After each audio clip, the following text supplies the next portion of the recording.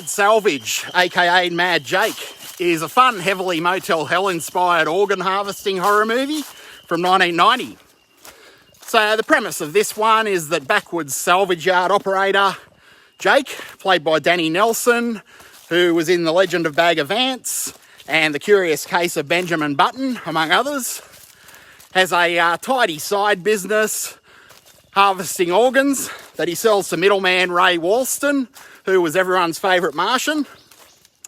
And his methods are a little different to the classic urban legend where a tourist in Tijuana meets a seductress and has a few too many of the Rock's tequilas, and he wakes up in a bathtub full of ice minus a kidney. That happens quite a bit in Tijuana. Now, Jake and his sons Hiram and Roy are in Georgia, I believe, so they do things differently in Georgia. They run unsuspecting tourists off the road in a souped-up V8 with a Confederate flag bull bar. So Hiram's the taller, skinnier son, and he has a big, he wears a Lynyrd Skynyrd shirt because he's a big Lynyrd Skynyrd fan. He wears a band shirt right throughout the movie. Hiram's a bit of an overactor, to be certain, but there is something likeable about his dodgy performance and his even dodgier accent. And then there's Roy. So speaking of Lynyrd Skynyrd, young Roy is a simple kind of man, to say the least. Roy kind of looks like an oversized version of Vern from Stand By Me. And he's a bit of a curious and sympathetic simpleton, to say the least. Anyway, Jake's been stalking a wheelchair-bound girl for some reason called April. She's a beauty queen.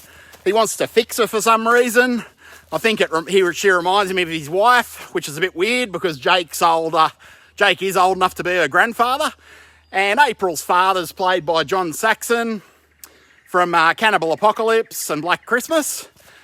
And his wife is, can't remember his wife's name, but she was out of Invasion USA and Tank.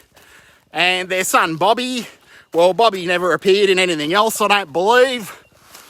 I know child actors are a bit shithouse at the best of times, but the kid certainly attended the Lewis to Jesus School of Acting. And I believe he graduated the Lewis to Jesus School of Acting with high distinction.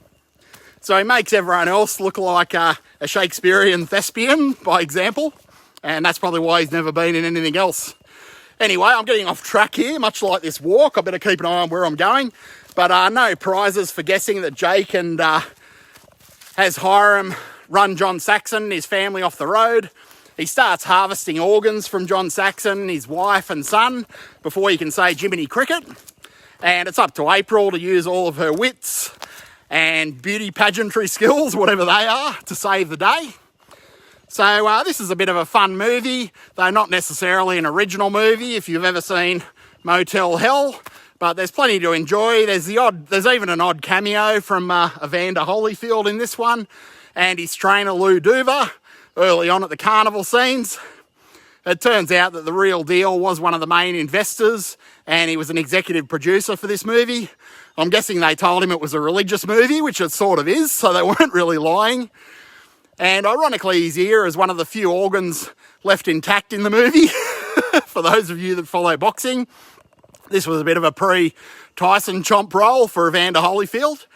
And Elvis Presley also makes an unexpected cameo. And rather confusingly, Blood Salvage was called Mad Jake here in Australia. When I rented it as a kid, I assumed that I was getting a Mad Max ripoff, but no such luck.